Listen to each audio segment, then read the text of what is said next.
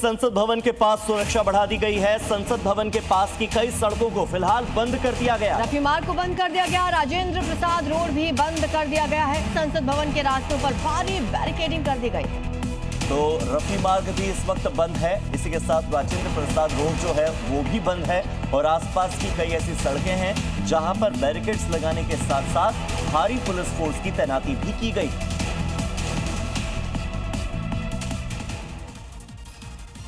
NEET paper leak और शिक्षा मंत्री धर्मेंद्र प्रधान के इस्तीफे की मांग करते हुए विपक्ष प्रधानमंत्री आवास के बाहर पहुंच गया और धरने पर बैठ गया, जिसके बाद सरकार ने विपक्ष के रवैये पर सवाल उठाए। एक खतरनाक परंपरा की शुरुआत इस विरोध को बताया। विपक्ष के साथ राहुल गांधी के प्रधानमंत्री आवास के बाहर विरोध प्रदर्शन के बाद अब सियासी वार पलटवार शुरू हो गया है,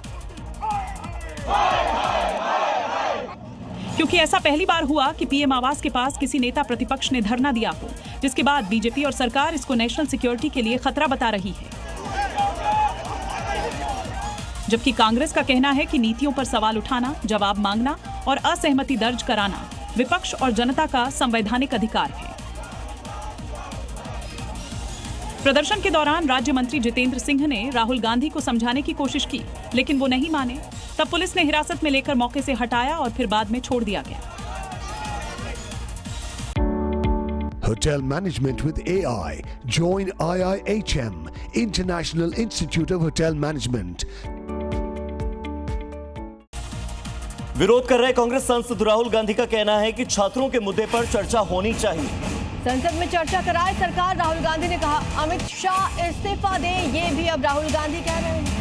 तो राहुल गांधी एक तरफ कह रहे हैं कि शिक्षा मंत्री धर्मेंद्र प्रधान इस्तीफा दें, दूसरी तरफ वो केंद्रीय गृह मंत्री अमित शाह का भी इस्तीफा मांग रहे हैं। वो कह रहे हैं कि सरकार स्टूडेंट से माफी मांगे जो लाठीचार्ज उन्होंने किया। लाठीचार्ज करने वालों के खिलाफ भी कड़े से कड़ा एक्शन हो, ये राहुल गांधी की मांग। साथ ही वो कह रहे हैं कि स्टूडेंट से पुलिस केस भी हटाया जाए।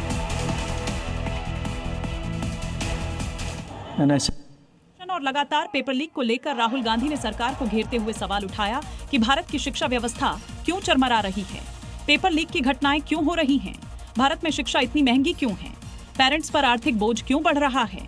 इन सवालों के साथ ही राहुल गांधी ने कहा कि पीएम मोदी को माफी मांगनी चाहिए। इसके साथ ही गृह मंत्री अमित शाह और शिक्षा मंत्री धर्मेंद्र प्रधान के इस्तीफे की मांग की।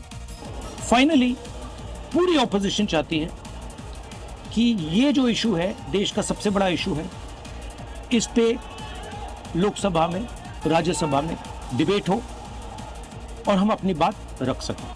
और आइए अब आपको दिखाते हैं नमस्ते जी में आज की 5 बड़ी खबरें जो अलग अलग राज्यों से आई है। राजस्थान के चित्तौड़गढ़ में श्री सावलिया सेठ के भक्तों ने एक बार फिर से नया इतिहास रच दिया। 13 जुलाई को खोले गए मंदिर के भंडारे की गिनती पूरी हो गई। भंडार की गिनती जिसमें ऑनलाइन और ऑफलाइन के माध्यम से 38 करोड़ से ज्यादा का दान मिला।